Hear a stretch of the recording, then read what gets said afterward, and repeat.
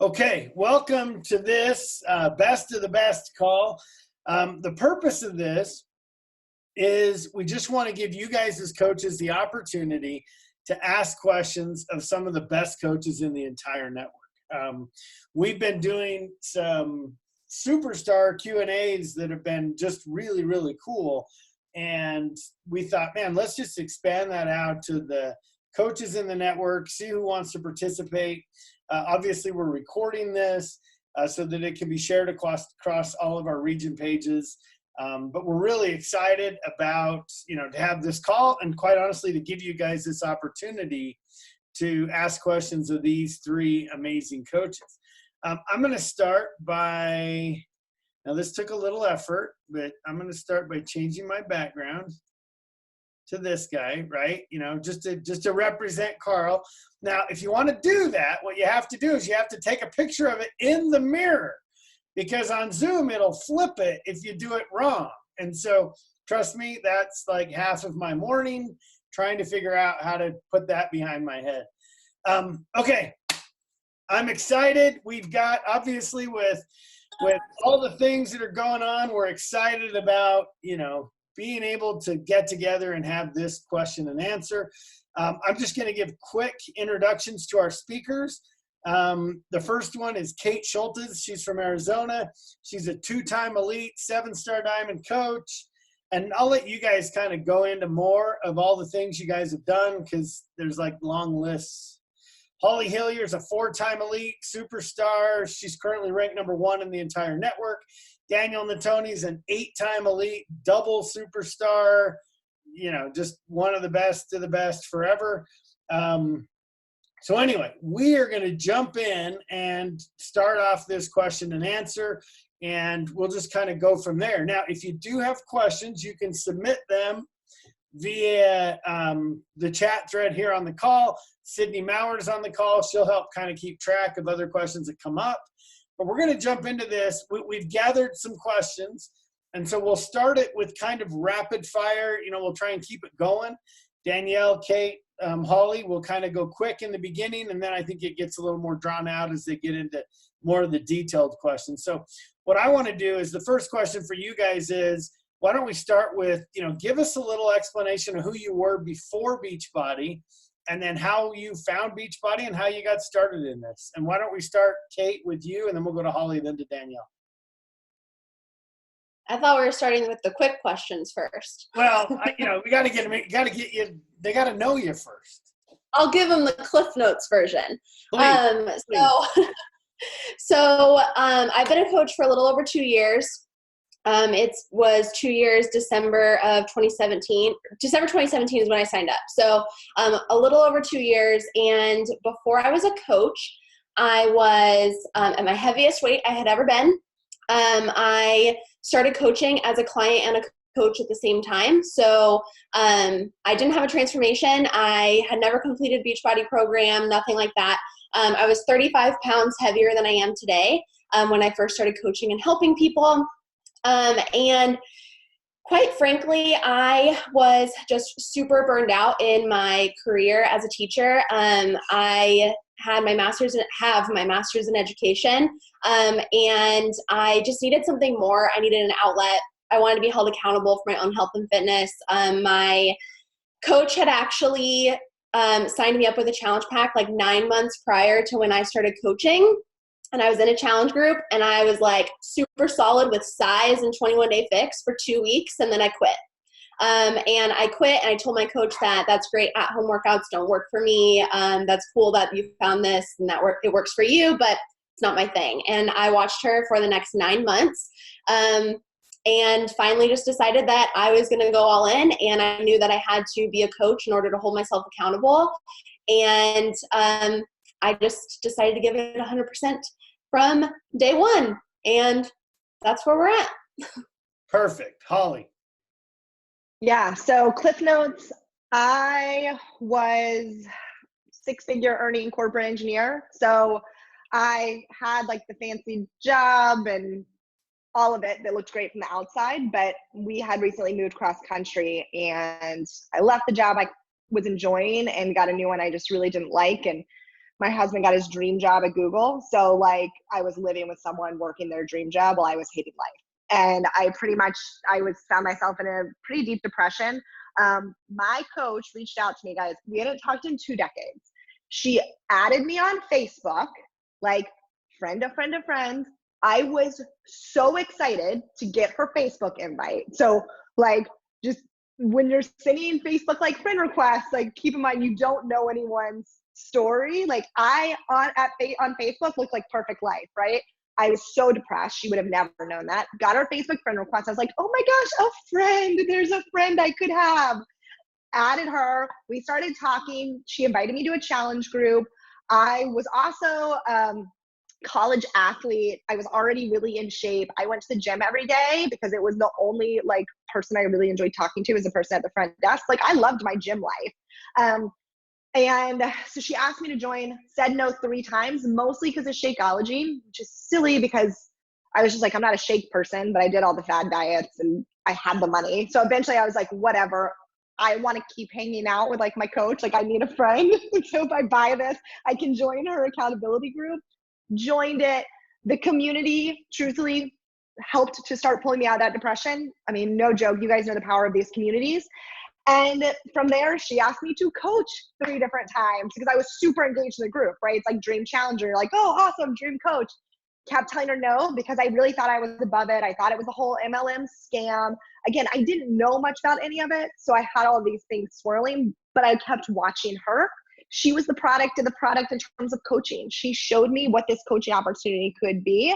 And eventually it got to the point where I was like, I have nothing to lose. I hate my life. And she was a mom of 3. I wanted to be a mom home with my kids. She was a mom of 3 home with her kids, living in her dream house. And I was like, all right, I want it. And so from there, I was all in. Joined on a Monday, hopped on a Monday night team call. Again, huge community, incredible trainings. And I was like, this is legit. And I was all in from there. Awesome. Danielle. Okay, I'll have to give you the super Cliff Notes version since next month will be my 10-year coaching anniversary, a decade of coaching, which is crazy, you guys, because I really feel like I'm just getting started. I get emotional thinking about who I was before I started this. I lived a very different life. I was an elementary school teacher, but I was the single earner in my family. I was married to a very different person. It was a very unhealthy relationship, and I couldn't even make it paycheck to paycheck. I became a coach because I was looking for a secondary stream of income, and I didn't want to go back to waiting tables or tending bar, which is what I had always done. I found myself, I loved the gym like Holly, and I wanted to teach group fitness classes, not realizing that those people don't make any money. And I took a turbo kick training, had never heard of it, but the manager at my gym said it was a popular class, and that's where I met the person who introduced me to Beachbody. I'd never heard of Beachbody. I too had never done a home workout program, wasn't a shake person, but I had to believe that I was meant for a better life, and she was living that life. So I decided to become a coach. And the same day that I joined, I actually quit. And then 1 month later, I re-signed up again because I put my bank account into the negative that day, and I felt very panicked over all those overdraft charges. But on April 15th, 2010, I signed up to be a coach for the second and last time, and it's been 10 beautiful years ever since. Awesome. Thank you, Danielle. Let's jump in then, and we'll kind of go through this with the questions that have been submitted. Some of them are kind of lengthy questions, but we'll try and go quickly. I've tried to organize them as best I can. First question, and I'm going to kind of flip this one a little bit. When coaches are new, where do you teach them to start? So let's start there. Kate, why don't you take that one, and maybe all 3 of you if we can do it quick. So like, how do we get them started? Is that the question? Yeah, I mean, I think the question is kind of around, you know, where do they, in the very beginning, where do they start recruiting? Where do they start inviting? What are you teaching them to do? Yeah. Okay, cool. So when a new coach signs up on my team, I make them do their coach announcement post that day. So I tell them, like, you need to do this coach announcement post. Here's some examples, and go do that. And then usually, you know, at that point, we have so much of our family and friends, or, you know, people we knew from high school or middle school or college and all this stuff that follow us on social media. And so those people that engage in that post are the very first people that my coaches invite, because they do their coach announcement post. The people who comment, like, engage on that post, those are the first people that they invite to their first challenge group. But I teach my coaches to do warm market. Like, you need to add, you just never know who's going to join you in your life. You never know if, like, you know, the girl you went to high school with that you haven't talked to in forever is ready to join you. You just never know. But I was not an example of that. I was deathly afraid of my warm market. And I immediately went to just like growing my cold market as much as I possibly could. But I was still inviting my like close family and friends like in my life. So like one of my first coaches was my co-teacher that I taught with.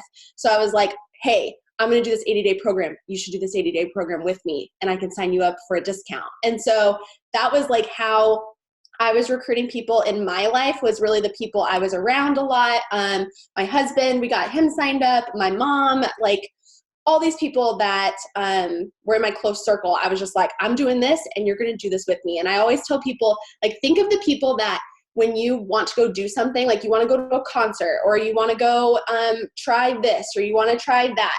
Like, who are the people that you go to and say, like, dude, you should do this with me? Because that's the people that we should be inviting right out the gates. And so I think that for a long time, I learned from my mistake that I did not invite the people, you know, that were in my warm market from high school or college that I hadn't talked to in a while. I made that big mistake of not doing that, because then, you know, a couple months down the road, after I had been a coach for a couple months, I noticed that they went and signed up with someone else. And I was like, no, like I should have put my ego aside. I should have put the fear aside, and I should have just asked them. And so now I'm like, to my coaches, like, don't make that same mistake. Like, you need to talk to the people in your warm market, the people that know you, the people that already love you, because it is the worst feeling when you're scrolling on Facebook and you see that girl that you wanted to invite but were too scared because you haven't talked to her since college. Go and sign up with someone else. So that's my recommendation. Holly? Yeah, very similar process. Step them through our new coach training. First thing, you got to come out, say that you're a coach, right? Do your coming out post, your coach announcement post. From there, I have them make a list of 100 people. So very much what Kate was saying, we're working in our warm market. We call it our dirt list, like who would buy dirt from you? And a lot of people are like, I don't have 100 people. And I'm like, well, you got 100 friends on Facebook. So start sorting A to Z, right? A to Z, start going through there, start writing down names, really removing emotion from it, right? Like, remove that emotional attachment from that person, remove that fear of judgment. Like, oh, well, I knew them, we went to high school together. Who cares if they were the popular girl that I'm terrified to talk to? Their name's going down on the list. So you start going down through your list, make your list of 100. And then we are starting to engage on their social media. We're starting to send connection messages, and then that's going to lead to invites. My coaches know from the very beginning, your goal in month 1 is to hit Emerald and hit Success Club. And so that's your big goal that you're told right away. And from there, you got your coming out post. Oh, and add to your network. We're adding to our network every single day. We're making our list of 100 and we're inviting. It is literally like, and you got to do personal development. Like, it's just like, pump out the vitals, right? Print out the business activity tracker, simplify it as much as you can for your coaches. This business is simple. Tell them the simple things to do and get them taking action right away. Awesome. Danielle, anything different? Nothing different. It's exactly the same. And I just remind them to not play God, which is you don't get to decide who this business is right or wrong for. No differently than Holly said, on the outside, she was a picture of perfection. I was too. And I always tell people, don't not recruit me, the fit girl. I think oftentimes we want to put a caveat on who we invite or who we don't. But I'm a huge believer that a new coach starts to build trust on social media through consistency and their posting, but that all their first customers and coaches need to come from who already knows, likes, and trusts them. And I always say, if you're not the crazy Shakeology lady in your town or community, like if someone doesn't say Beachbody and they go, oh, right, you need to talk to Danielle, then you haven't been in your warm market long enough. And so many new coaches say, well, I made my coming out post and nobody's biting on it. And it's like, yeah, you haven't built up that trust yet. Keep doing that. But just like Holly said, you need to be talking to every single person you think of. Like, what about the person who delivers your mail? And what about your hairdresser? And what about, your aunt on your, dog's side? Like, you need to be talking to everybody. Awesome. Danielle, let's just start with you. We can go quick. As far as social media, what platforms, what are you doing? Where are you getting the most success? Yeah, so I was just like anyone else. I did not have social media when I started this. So that fallacy that you have to have a big social media following in order to be successful is just not true. I grew my social one awkward post at a time, just like everybody else did. I still have a thriving Facebook. So please don't think just because a lot of people are getting action from Instagram that you shouldn't be serving the people on Facebook. You took time to build a community there, so keep it growing. Yes, Instagram is the hotspot, and that is stories. For me, most of my interaction comes through stories and DMs.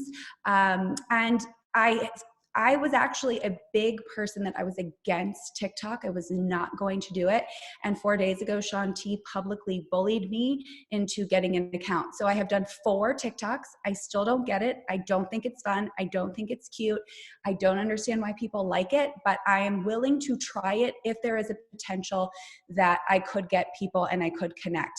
What I will tell you though is be okay with not being in all places at one time. I am in a place in my business 10 years in that I can take on a new social media and feel okay with it. In the beginning, I couldn't. And so if you're living in Facebook and that's where you want to live right now until you feel you have a better grasp to move on, be okay with being in the spot that you have the most success in, and you don't have to go to others just because other people are there. Awesome. Love it. Holly, Kate, social media, just which platforms, where are you at generally? I'm like Danielle. So I grew with a Facebook business page, moved over to Instagram. I'm really 50-50. I agree with Danielle that most of the conversions I'm getting on Instagram are from stories. But I still, Facebook works. And if you're looking at social media trends right now, Instagram is trending more difficult to grow, just like what happened to Facebook. When everyone left Facebook and said it's all Instagram, well, the exact same thing's happening with Instagram now. It's becoming more of a pay-to-play place, right? And people have those, people that they're following. And so I think the time of I just grew 30, 40,000 followers in a year without something viral just isn't going to happen. So I like to put that out there too, because I think everyone's like, Instagram's a hot place. And I just think there have been changes, and I think we discount Facebook really quickly. And I think Facebook's a really easy place to grow if your warm market is there originally. Again, there's already trust there. So Facebook, Instagram for me. I too have I am not a dancer. It makes me extremely self-conscious and very uncomfortable. So until I start getting comfortable there, I can't go there. So I think what Danielle said too, right? You got to know your place, and I need to find my place on TikTok, but dancing is not. If I feel awkward there, other people are going to feel awkward watching me do it. So I'm going to stick to Facebook and Instagram right now. I'm going to focus where I'm seeing growth. And I will say too, listen to social media trends, listen to podcasts. Instagram growth, for me, Instagram right now, it's a place it's adding value. It's value. And so that's where I'm seeing the most growth, is when I'm able to add value on these platforms. And so know the platform you're working on, know what works on those individual platforms too, because they're going to be different. Absolutely. And I'm going to add, Mandy Kai reached out to me not too long ago, and she had a video that went viral, had 1.3 million views on TikTok. And her question to me was, Doug, what do you do with 1 million 12-year-olds? And so it was I don't know. Anyway, so I know it's changing. More people are going to TikTok. It's starting to grow, but it's an interesting platform. Kate, sounds like you're the TikTok queen. Well, what's funny is that I do the TikTok videos and then I post them on my Instagram. So I don't really like the TikTok platform. but I like the effects that TikTok videos can do. And so I actually was a dance major my first year of college. So this has kind of like brought me back to like my dance life, which was just a hobby that I just loved. And I'm not like super good at it or anything. I have a friend who is an ex-professional cheerleader, and I watch her TikTok videos, and I'm like, all right, I can't move like that, but like I have fun doing them. So for me, TikTok is a way for me to create videos. Like if you found me on TikTok, I have 2 public videos on TikTok, but I actually have like 20 in my private, because I like to pull them over to Instagram to add content and value and like have something different for people to look at. And it's usually like trolling my husband. I'm gonna be totally honest. Like one of them is all about him playing Call of Duty and me learning TikTok dances. Like it has nothing to do with coaching or adding any kind of like supreme value, but it's entertainment. And I have really found this like sweet spot of entertaining my people using those videos. So TikTok for me is not a platform that I want to grow on in particular, but I like to use the videos over on my Instagram to just add value, and they actually get shared a lot on Instagram. But Instagram has always been my sweet spot. So like I said, I was totally against Facebook when I first started coaching, and I also think it's when I came into coaching. So when I came into coaching, it was 2017, the end of 2017, and a lot of people were moved over to Instagram, and they were starting to figure out Instagram. And I had like 500 followers on my Instagram when I started. I think I have over like 20,000 now. So that's 2 years worth of growth, which is pretty good, but it's slow. Like it's slow and steady growth on Instagram for sure. But I was really against Facebook and growing my Facebook in the beginning because of a couple different reasons. I just, like I said, I was nervous about my warm market, which was stupid and I shouldn't have been. But my husband was also a cop. And so Facebook was really our like safe place as far as I was a teacher, he was a cop. Facebook was really like our warm market. I wasn't going to just go friend people on Facebook. Whereas Instagram, I felt like I could control my posting and what people knew about my life a little bit more there instead of on Facebook. So, since then I have gone back to Facebook. My stories get posted on Facebook. I've gotten a couple of people recently from Facebook that I went to college with. So my warm market is still coming to me from Facebook, but Instagram has always been my sweet spot, and I still am getting a lot of growth on Instagram. It's where 99.999% of my people come from. So that's what I do. Perfect. So we've got a ton of questions. So let's keep it going. Here we go. So I want to know, what do you post on your stories? Like you all said you do Instagram stories and that's where you're getting your traction. So Danielle, let's start with you. What should these guys as coaches be posting to their stories every day?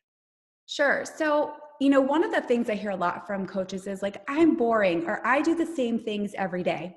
You guys, I post the exact same start to my day on my stories every single day. And it is the number one comment I get back in my form. I have a spot that says, why do you want to work with me? And it's always something that relates to, you're so consistent. I love your Rise and Energize. So I start my morning every day on stories with what I call Rise and Energize, which is I stand at my kitchen counter, making my Energize, and I talk to you about my workout and the day. Then I show you my personal development book I'm reading. I show you my journal that I take notes in. And since the inception of Barblend, I show you my intention card for the day. Every single day. There is power in consistency. People want a coach. Nobody searches for a coach who's less consistent than them. Let that sink in for a minute, right? So when you are consistent and you are sharing just how you show up every single day in the same way, there's power in that because somebody wants to be that. So then after the intention card, I go into my workout space and I film my clips of my workout. I put in, 3 to 4 clips of the workout. And then throughout the day, I show if I'm on a Zoom call. I like to be silly. So, you'll get some silly moments. I show food and, whatever. But my day starts the same every single day. And I will say this, I feel like you earn dashes along the top. In other words, the longer you've been doing stories and the more loyal your follower base, the more you've earned the right to have 1 million dashes across the top. But if you're newer, do less stories. It's okay, right? And over time, the more that they get to know you, the more stories you can do. So in a day, you get a lot of stories from me because I actually also really enjoy it. I think social media is something we get to do, not something we have to do. So I really enjoy sharing, my clothes and my favorite makeup and, well, not makeup, but you get the idea. So I give you a little bit of my entire day throughout the day, but my morning starts the same way, no matter what. And through this crisis, I've gotten a lot of messages of people thanking me for continuing with Rise and Energize, because it was that one steady thing through this kind of chaos that they could look forward to. So you don't have to stand at your kitchen counter making your Energize, but I encourage you to find a consistent thing that you could share to your story every single day. And also, then it takes the guesswork out of you for you. Like, okay, every single day, I'm going to post that. Awesome. Holly, what do you post on yours? Anything different? Yeah, so I do very similar to what Danielle does. I get up, I show personal development. So every morning they are getting some personal development. And I'll tell you guys too, like, stories, yes, they're our life, but you're a business. You are your brand, right? So one thing that I'll say is some of the personal development that I like show in my stories, that like I'll underline it and like take photos and then kind of put like why it speaks to me in my life. So it's not just like, it's to kind of know me. It's not personal development that like I necessarily need right now. It's personal development that maybe I needed as a brand new coach. It's personal development that my potential coaches need. It's the inspiration that my potential coaches need to take that leap of faith. So a lot of times I will actually be posting like personal development that is development for my potential coaches or for my new coaches. So I do with Danielle again. I do my personal development. I do affirmations and gratitude. And then I always have my work. And then we'll like go into kid breakfast time. There's usually a little like Sam dancing with my kids. And then there's workout. And then it's like my work block. And so I also always show coaching. I think a big mistake that coaches make is not showing the coaching side of this business, right? It's really easy for us to share workouts, but you're not sharing the coaching side.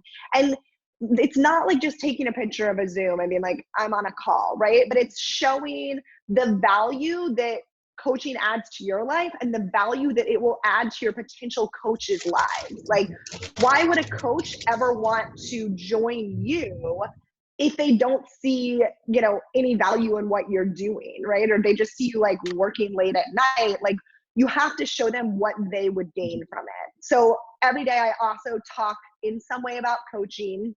I think about what is my potential customer or potential coach going to gain from this. So if I'm on a training call, it would be letting them know, hey, listen, when you join our team, like you get access to trainings from the top coaches in the company. Like when I started, I was afraid. I didn't know what I was doing. Luckily, you joined a team with top trainings. We're going to step you through it. So you're taking and combating fears and objections publicly. So I think when you're thinking about stories, and again, like going into quarantine, my life hasn't changed. Like Danielle said, everyone's like, my life's boring. My life is boring. I never left my house before. And it really is the same. Personal development, kids, workout. And then I'll be sharing, coaching, and then I'll share my family again. But within each of those segments, I know like there's a point to it, right? It's not just posting to post. It's posting to combat an objection publicly, or to, sometimes like Kate said, sometimes it's just entertainment. Sometimes like bringing people into my family life, like you want them to fall in love with you, with your family, and then you have to show them what they're going to gain from this potential coach opportunity or the challenge group opportunity. So really speaking to their fears, or objections. So that's kind of how that's pretty much my day. There's always challenge group in there. There's always coaching in there, and there's family in there. So talk about that for a minute, really quick. Kate, we're coming to you in just a sec, but talk about inviting through your stories. What does that look like, Holly? Yeah.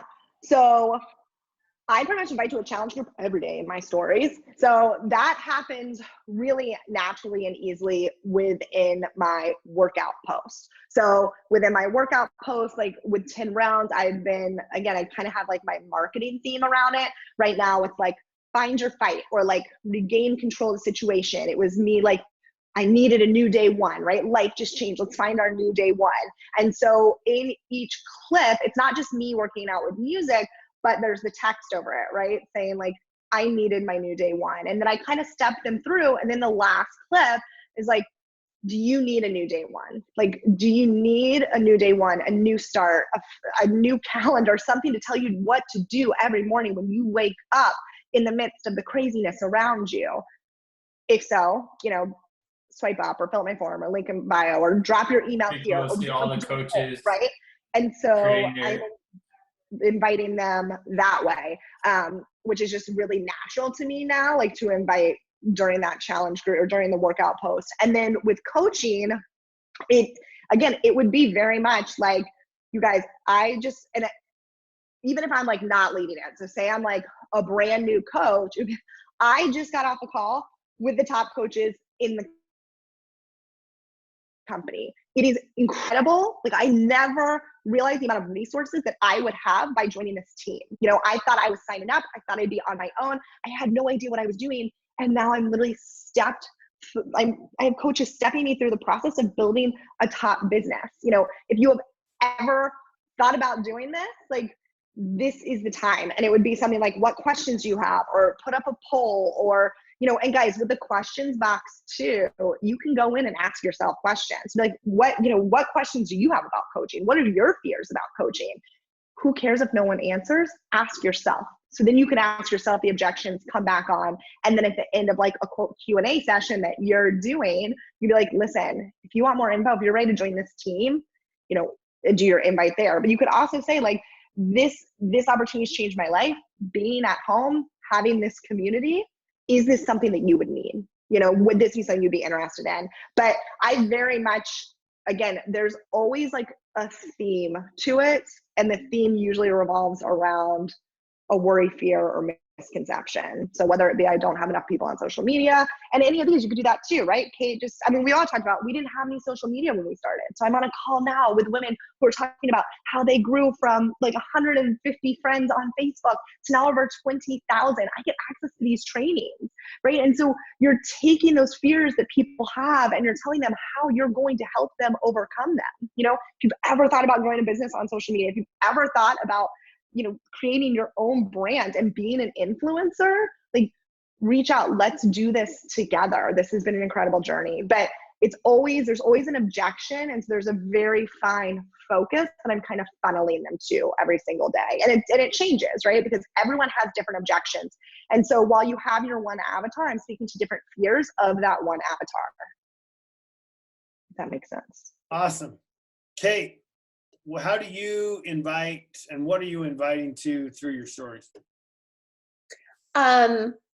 Just echoing like what Danielle and Holly said, I, during my workout videos, always have a call to action for my upcoming group. I usually somehow either tell a story through my workout posts, like how I needed them or what this workout meant to me from like an emotional, mental standpoint even.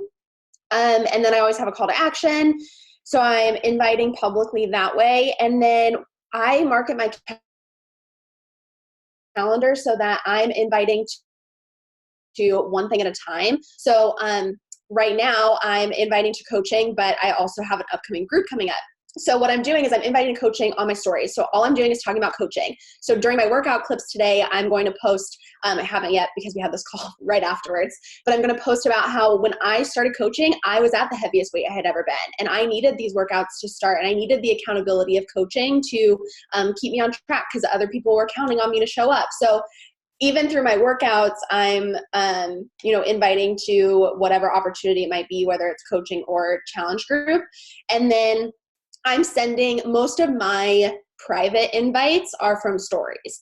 And my invite always starts out with, I don't know if you've seen, but I'm enrolling for this. And I love that because it really gut checks me on like, am I talking about what I'm inviting to? Because I can't say, I don't know if you've seen if I'm not actually talking about it. And so I kind of form it in that way because if they're watching my stories, I know they have seen, and now I'm reiterating that.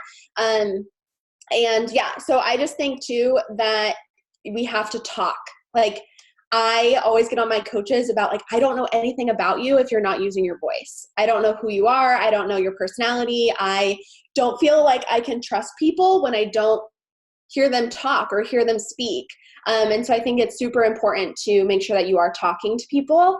Everyone's always like, I get so nervous. I'm like, why? You're literally talking to yourself. Like, I get so nervous talking in front of people, but on my stories, I'm literally talking to myself. Like, I don't care who sees it, but I just pretend like I'm just talking to myself, whatever comes to mind. And I share that with people.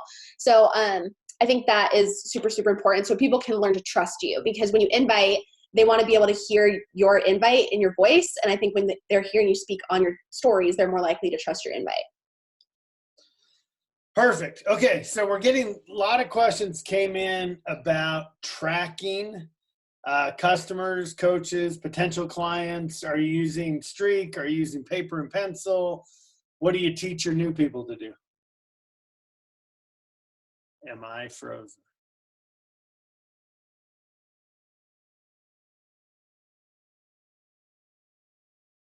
Teams.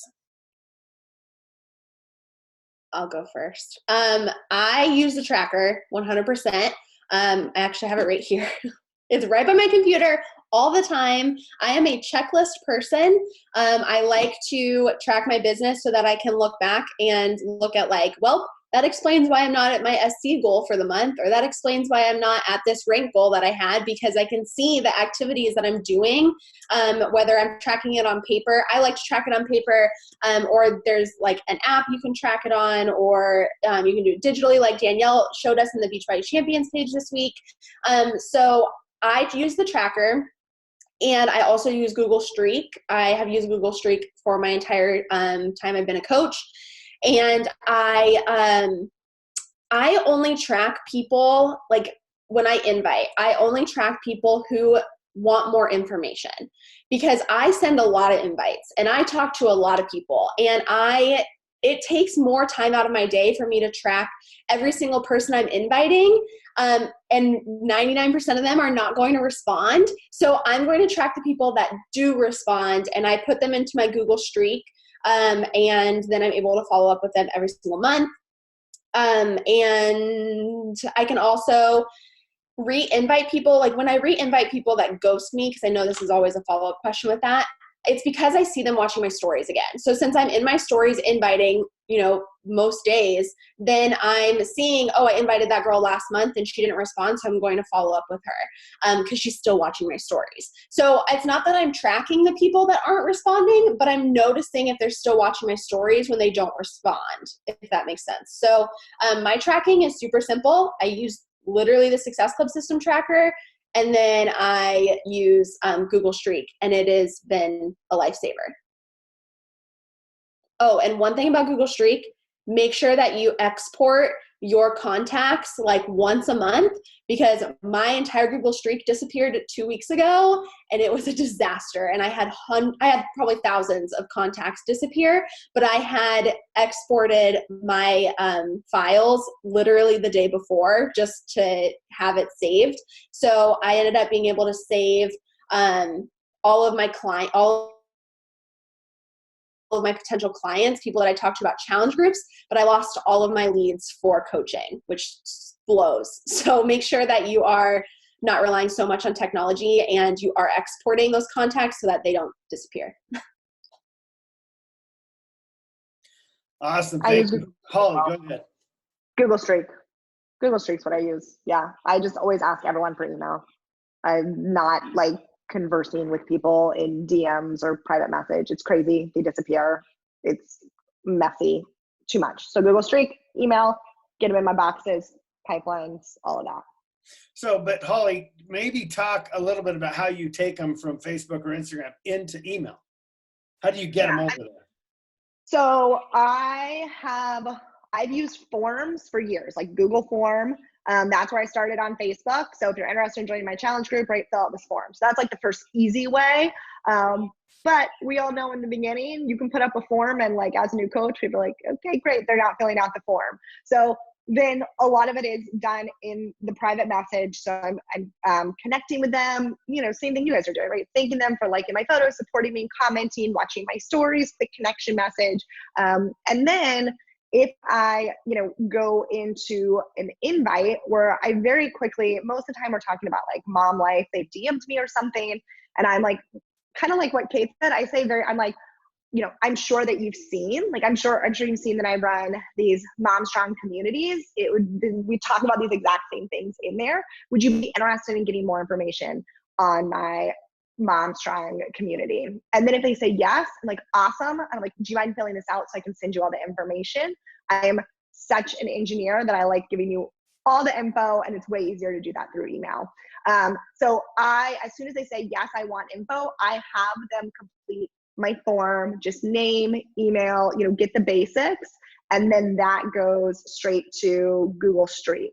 But all of that, those are all like, you can make those, in your DMs, you can make them the quick replies. So as soon as you're ready to like send that invite, like, oh my gosh, so fun connecting as mom. Do you want to join this? Yes, no. And then awesome. Okay. Do you mind filling this out? Like those are all little fast, quick replies. I do 100% believe in connecting with people first, but once I've done that, I'm able to send those. And so that's how I really, and the other way, like freemiums, guys, like, we have all these free workouts, right? And so I had like 200 people comment and say they wanted the free kids workouts. I'm like, who wants a free kids workout? And as soon as they did, then I private messaged them and said, oh my gosh, I'm so excited to share this with you. Do you mind filling out this form? I'll get you that information. And it's so easy. And I'll email you the document. And they're like, awesome, thanks. So that's another really great way to collect emails. I do newsletters, and I collect a lot of emails through those types of freemiums as well. Awesome. Thank you. Hey, we've got another question that came that I think is really good is, what is one or two things you've implemented daily that has truly leveled up your business and your leadership for your own team? Danielle, why don't you take that one? Sure. This was actually your idea. So at the end of the year, I had my planning call with Doug and just talking about like what my goals were and where I wanted to go and what would bring me joy. And we decided for me that I would start implementing more one-on-one or pod mentorship calls with people that I wanted to work with for whatever reason. So not because they were in any specific business center or not necessarily because they were like the next closest to Diamond, but they were someone that I really saw potential in and that I would get value in working with. And so I've been doing that since the first of the year. And I have got to tell you that I think for me, these calls have really re-elevated my excitement with working with people. It has also pushed people to want to earn that. They're like, how do I get that daily mentorship with you? So currently how I have it is I do them on Tuesdays and Thursdays. I have a few one-on-ones with people who are already Star Diamond and above. And then I have a bunch of new coach pods, no more than 6 people. And we get on for, 30 minutes to an hour, and we literally just talk. They do have to share with me their success club, any challenge packs they've sold, just kind of like business wins for the week. But then it's just an opportunity for them to ask questions of me, of each other, and for us to just talk and connect. And I've got to tell you, from a connectivity standpoint, it is hands down the best thing that I have done for my business, because so often, and you'll notice this especially as you grow, you tend to only focus on the people who are there to get you to the next rank. And sometimes there are people who maybe they won't get you to the next rank or the thing you're working on, but they have such great potential and such great energy that you working side by side with them is going to elevate both of your frequencies to kind of keep going to the next level. So I highly encourage you to look at your calendar, and if you have time to implement, even if it's only 1 or 2 pods or Zoom calls where you can work with people that you choose because you see potential in them, I think that they benefit from that mentorship with you, but you benefit because it brings joy back into the business. Awesome. Thanks, Danielle. Kate, so Joe just wrote a question, but she actually has one from earlier. What's working now to grow your Instagram? And she says, loop giveaways, 5-3-1 method, or what's working right now? Honestly, it's the content you're posting. So Instagram has transitioned a lot from when I first started. When I first started, you can scroll back and see like my photos were dark. I had terrible lighting. I didn't really have, the best captions in the world or anything like that, but it worked. Now I feel like Instagram is such a visual platform. So I do think like good photos, and I don't mean you have to like have them professionally done. My husband takes all my photos, or I use a tripod, or I just like put my phone up against the soap bottle in the kitchen, and that's what holds my phone to take a photo. But like, just make sure you're standing in front of a window or you have good lighting, because it's visual. So you want people to stop their scroll to see your photo. But I think really where the good stuff is at is in the content that you're sharing. So, Stories That Stick, I think is what it's called, the book. That is a really good book as far as posting content that is going to help you grow. But I think that is how I've grown my social media probably for the last year, is really just focusing on content and focusing on just, being myself and sharing stories, storytelling, having variety. So, not every post is a call to action, and not every post is even about coaching. Honestly, for me, if you go through my posts, most of them are like funny. I think I'm funny, funny, like witty captions. They're random TikTok videos. They're about infertility, because that's a big part of my brand. And they're about, my story. There's not a ton of call to actions in my actual feed, but my stories are like call to action multiple times a day. So I think that as far as growth, it is a lot more content based right now. But I do think as newer coaches or people who are trying to really grow their following, I have always just gone to like friends of friends of friends of friends. And that has always been the best way for me. I've tried so many different things. I've tried 5-3-1. Is that what it is? Yes. 5-3-1 method. I've tried all of that stuff. And for me and my people, I just do really well just like going and following them. And then I just start watching their stories, and I start talking to them off of their stories, and I start engaging with them that way. And it all started where I followed all the girls that followed my husband. So it was a bunch of people from his high school. And then I go to like their followers, and then I go to their followers and their followers. And I was really finding like my people, that way. And so I think really focusing on, are you providing value to people, whether that's information wise, is it inspiring people, is it entertaining people, is it encouraging people, and then also just going out and like finding your people. And a lot of times friends of friends is the way to do it. I think it's really hard to grow your social media if you're focused on like big Instagram influencers or big bloggers, because there's so many people. But that's what's always worked for me. And I think right now it is really focusing on the quality of the content that you're putting out there. Doug, can I add to that really quick? For sure. So totally agree with Kate, like a million times over, that content is king. The other thing is that you want to think about, in addition to like likes and comments from a growth standpoint, the new real metric is if you go to your Instagram and you click on any post and you click on view insights underneath it. So did anybody, that arrow, did anybody share it to their story, or did anybody, the little bookmark, save it to their collections?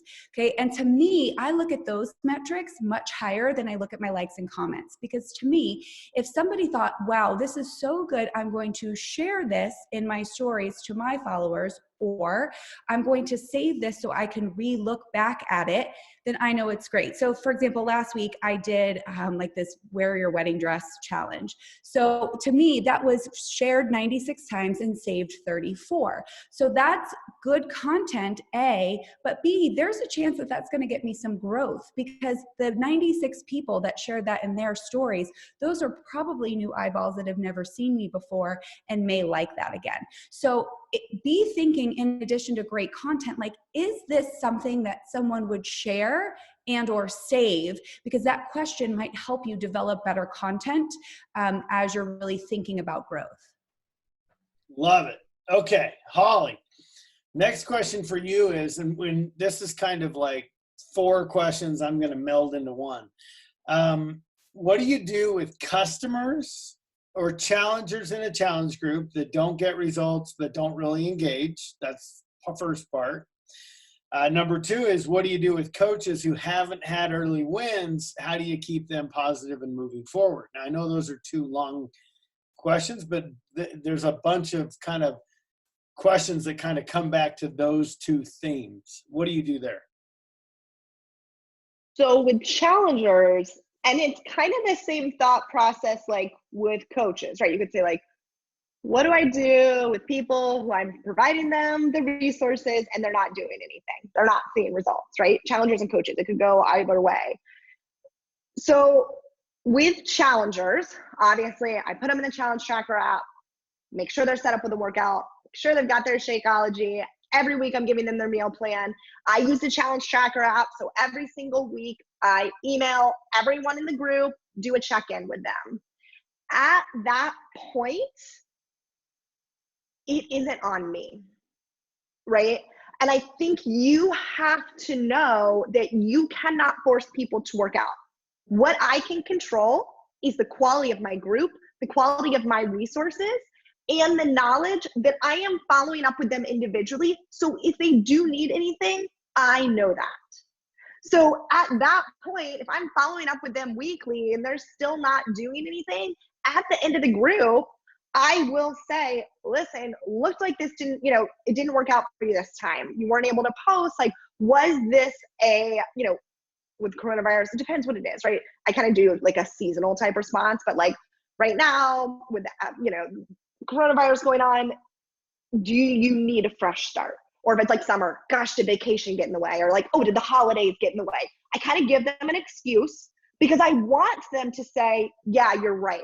I didn't do it right now. Instead of like calling them out and being like, you didn't show up, like blah, blah, but being like, listen, I know things happen. Can we get you a fresh start? And then I'll add them to my next group.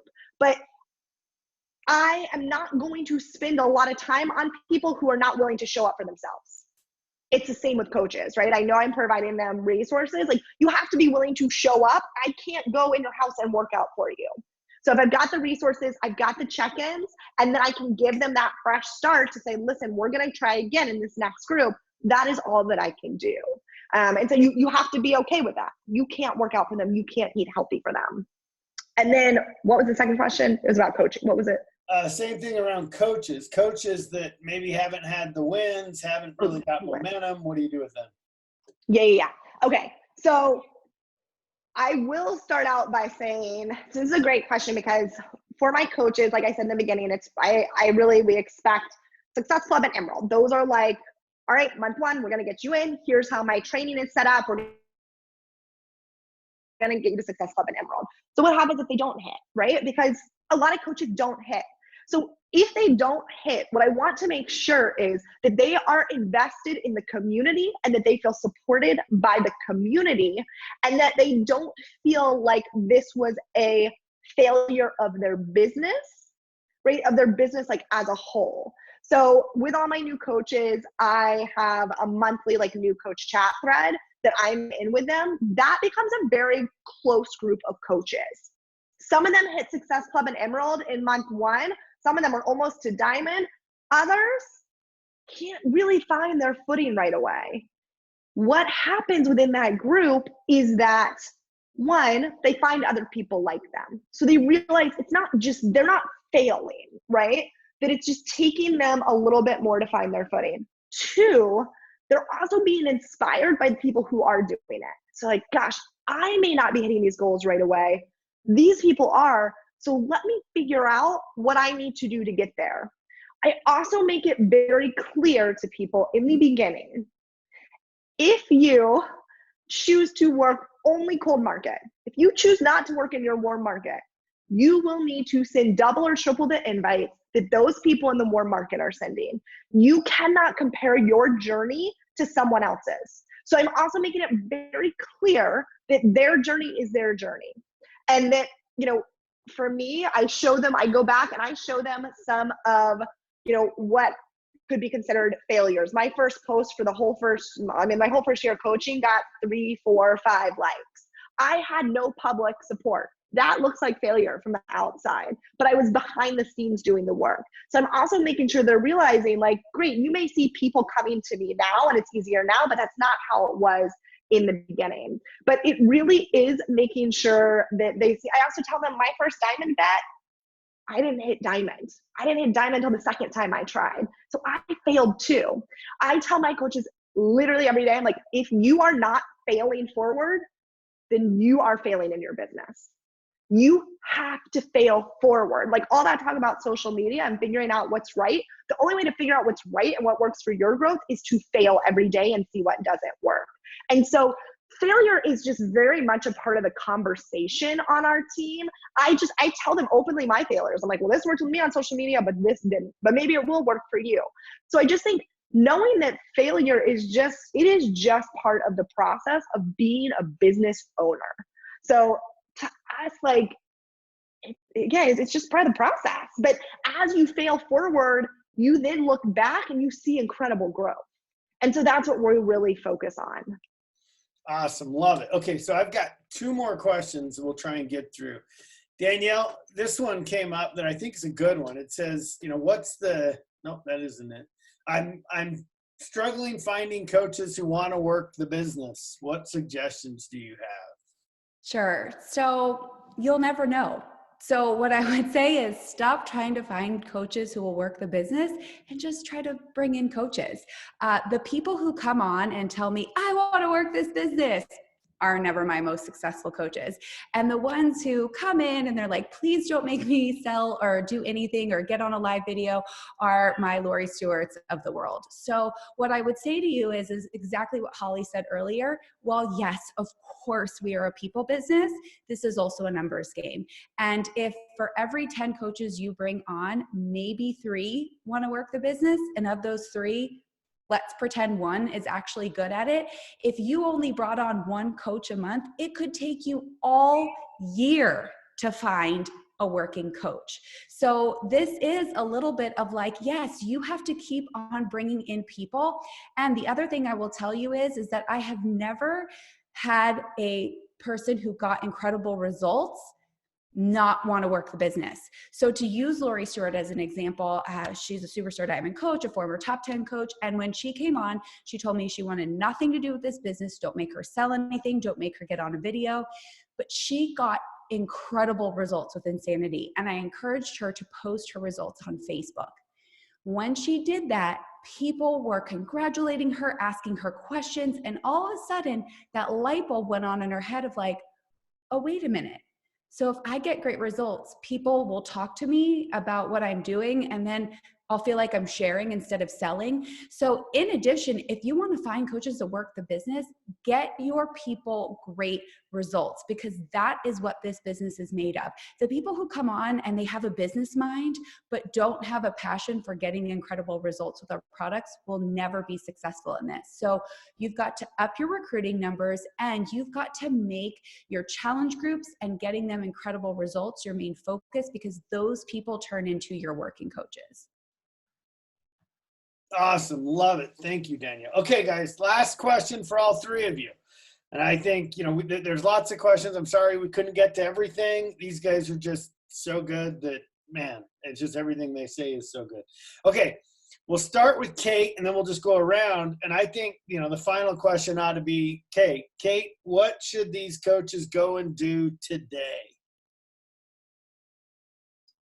I think that what these coaches should go do today is really go get clarity on where you want to go in this business. Like, what do you actually want? If you could not fail, if you were not afraid of anything, if you could seriously accomplish whatever you want, what would that be? And what would that look like? And write out your vision. This is something that Holly taught me. But Holly called me out like a couple months ago and was like, do you ever talk about your vision? Like, do you ever talk about where you actually want to go with this business, or what this looks like to you, or, where, and I just feel like a lot of people get in their head about it because they don't want to fail, because they're scared to say what they really want with the business or where they really want to go because they're afraid of missing it.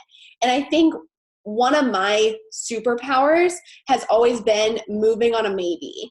Like you guys, I never know what the heck I'm doing. Like, to be totally honest, I just try things, and like, if they work, they work. And if not, they don't. But most of the time I have no freaking idea what I'm doing, but I just do it anyways.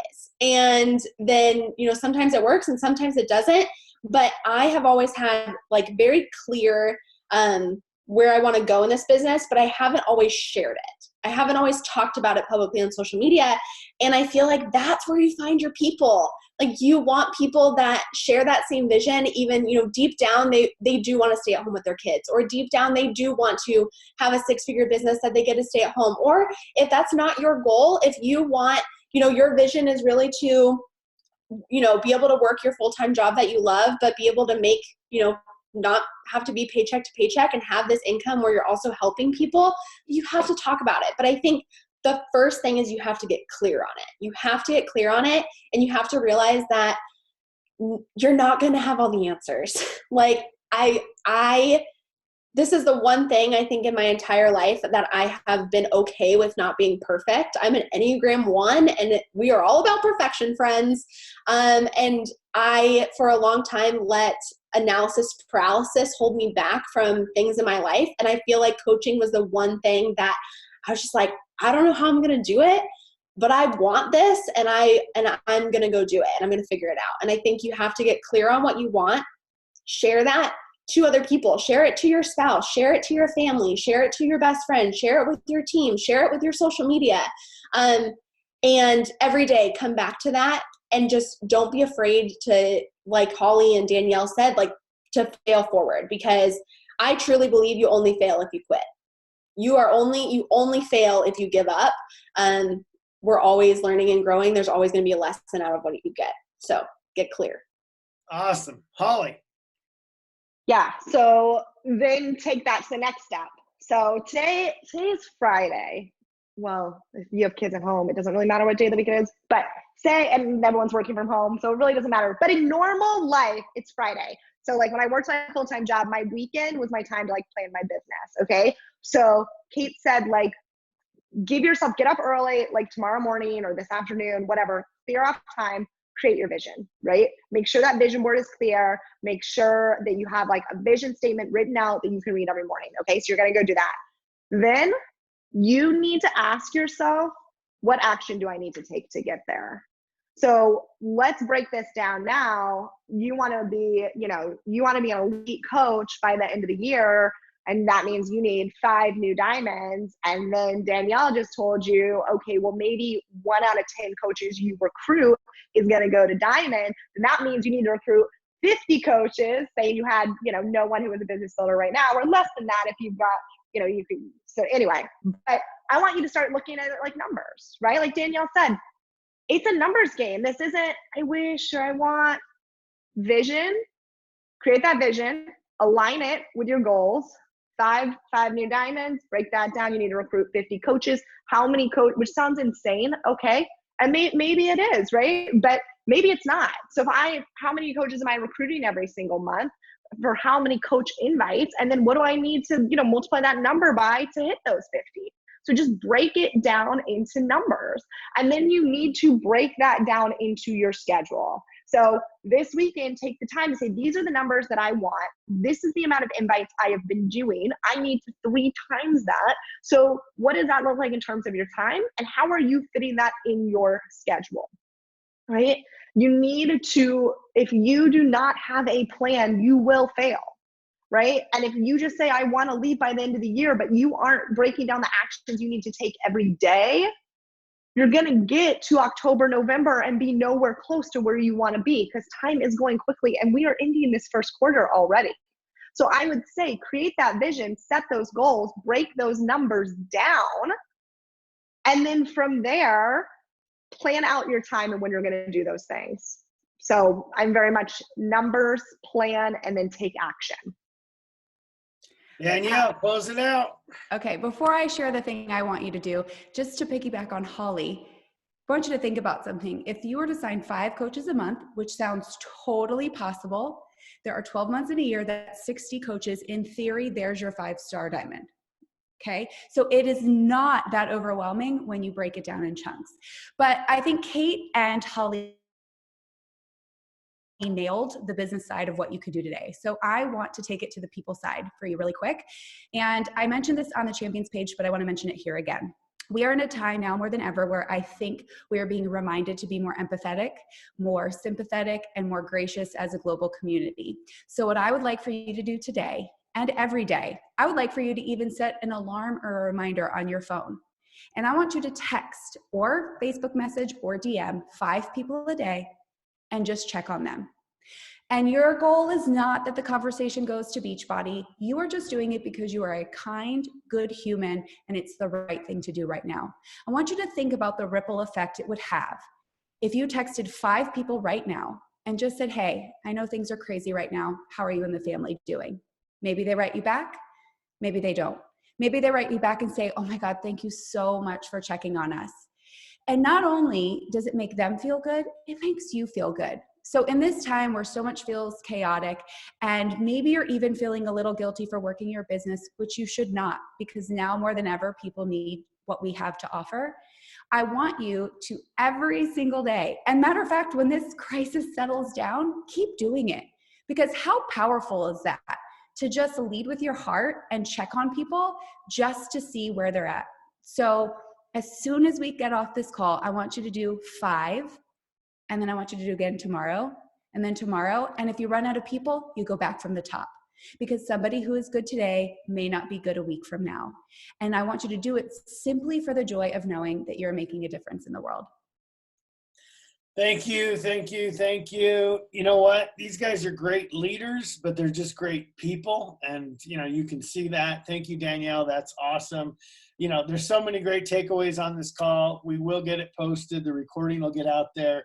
If you don't have a plan, you will fail. And I think, you know, that's a brilliant statement by Holly. You know, go check on 5 people today. Thank you, Danielle. All right, guys. Thanks for being on the call. We'll get the recording posted. Thanks for being here. We'll see you guys later.